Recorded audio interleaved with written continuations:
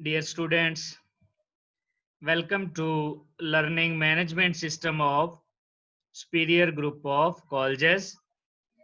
Dear students, आज हमारा 11th lecture है चैप्टर नंबर 1 का periodic classification of elements and periodicity और टॉपिक का नाम है इलेक्ट्रिकल कंडक्टेंस। इलेक्ट्रिकल कंडक्टिविटी होती है इलेक्ट्रिक करंट का फ्लो और ये डिपेंड करती है दो बातों पर।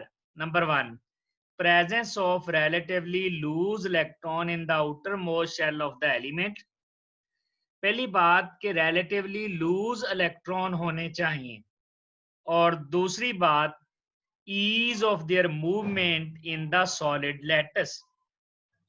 Electrical conductivity, metals are good conductors of heat and electricity।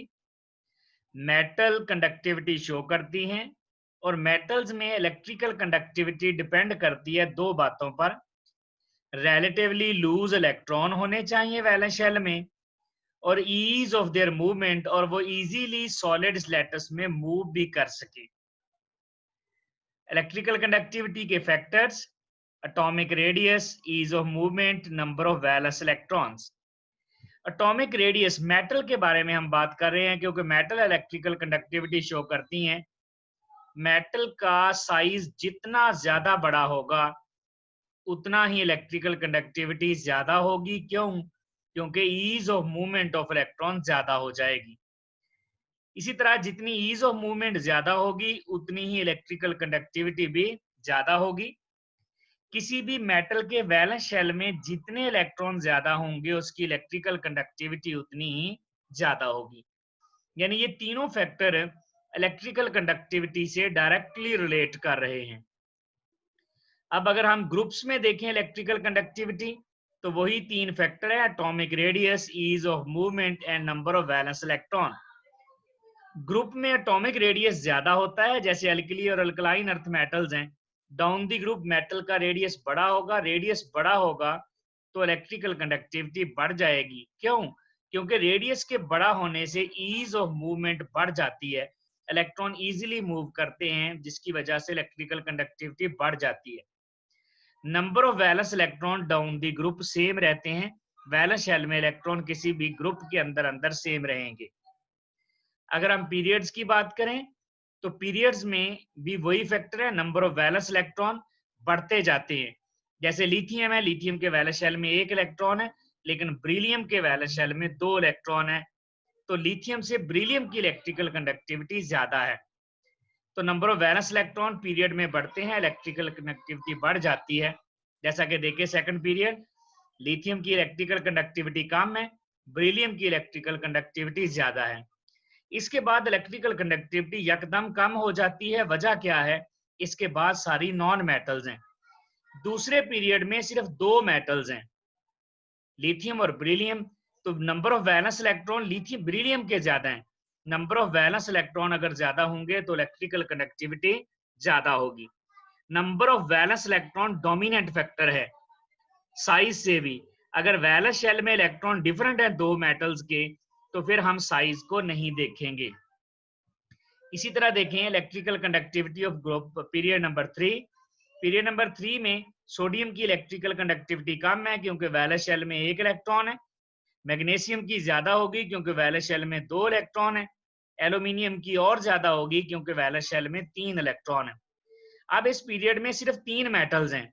उसके बाद देखें जो सिलिकॉन है वो सेमी मेटल टाइप है, उसकी कम होगी, और बाकी सारी नॉन मेटल्स हैं, देखिए उनकी इलेक्ट्रिकल कंडक्टिविटी जीरो होगी। तो दूसरे अगर आप दूसरे पीरियड की बात करें तो उसमें लिथियम और ब्रिलियम, लिथियम की कम ब्रिलियम ज्यादा, और फिर सब की जीरो है क्योंकि सारी नॉन मेटल्स हैं। तीसरे पीरियड में तीन की इलेक्ट्रिकल कंडक्टिविटी है, सोडियम, मैग्नीशियम और एल्यूमिनियम। सिलिकॉन की कम और बाकी सारी नॉन मेटल हैं, इनकी कम हो जाती है। ये है मेटल्स में इलेक्ट्रिकल कंडक्टिविटी। अब अगर हम एक नॉन मेटल्स की, सबसे पहले कॉइनेज मेटल्स की बात कर लेते हैं। कॉइनेज मेटल जो होते हैं उनकी सबसे ज्यादा इलेक्ट्रिकल कंडक्टिविटी होती है। दे show extra ordinary electrical conductance. Coinage metal कौन सी होती हैं? ये ग्रुप 1B के एलिमेंट्स होते हैं, कॉपर, सिल्वर और gold. They are the best conductors in the periodic table. इनसे अच्छे कंडक्टर पीरियोडिक टेबल में नहीं है। ये extraordinary greater electrical conductance show करते हैं। नेक्स्ट है नॉन मेटल्स में। नॉन मेटल्स में ग्रेफाइट इलेक्ट्रिकल कंडक्टर है। अगर हम कार्बन की बात करें तो डायमंड नॉन कंडक्टर है। क्यों? क्योंकि कार्बन के वैलेंस शेल में 4 इलेक्ट्रॉन होते हैं और डायमंड में हर कार्बन 4 बॉन्ड बना रहा होता है। इस कार्बन को चेक करें, ये 4 बॉन्ड बना रहा है। तो डायमंड में हर कार्बन 4 बॉन्ड बनाता है दूसरे कार्बन से, जिसकी वजह से डायमंड में कोई फ्री इलेक्ट्रॉन नहीं होता और डायमंड नॉन कंडक्टर है। अगर हम ग्रेफाइट की बात करें तो ग्रेफाइट में हर कार्बन 3 कार्बन से बॉन्ड बना रहा होता है। जैसे इस कार्बन को चेक करें, ये 3 कार्बन से जुड़ा हुआ है। इस कार्बन को चेक कर लें, इसको भी।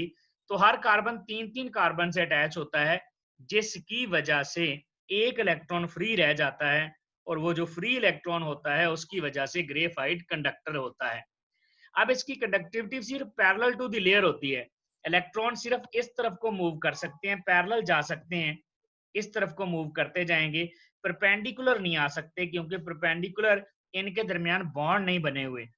परपेंडिकुलर इनके दरमियान लंडन डिस्पर्सिव फोर्सेस हैं, तो इनको इलेक्ट्रॉन को मूव करने के लिए ऑर्बिटल चाहिए होते हैं। तो पैरेलल टू द लेयर तो ऑर्बिटल मौजूद है, ऑर्बिटल में मूव करते रहेंगे, तो परपेंडिकुलर मूव नहीं कर सकेंगे। तो ग्रेफाइट इस वजह से कंडक्टर है क्योंकि इसमें sp2 हाइब्रिडाइजेशन है, 3 बॉन्ड बना रहा है, एक इलेक्ट्रॉन फ्री है, वो इलेक्ट्रॉन डीलोकलाइज्ड है, उस इलेक्ट्रॉन की वजह से उसमें इलेक्ट्रिकल कंडक्टिविटी आ रही है। डायमंड 4 के 4 कार्बन बॉन्ड बना रहा है, कोई इलेक्ट्रॉन फ्री नहीं है, जिसकी वजह से diamond is a non conductor of electricity. ये है डियर स्टूडेंट्स हमारा आज का topic electrical conductance. Thank you very much.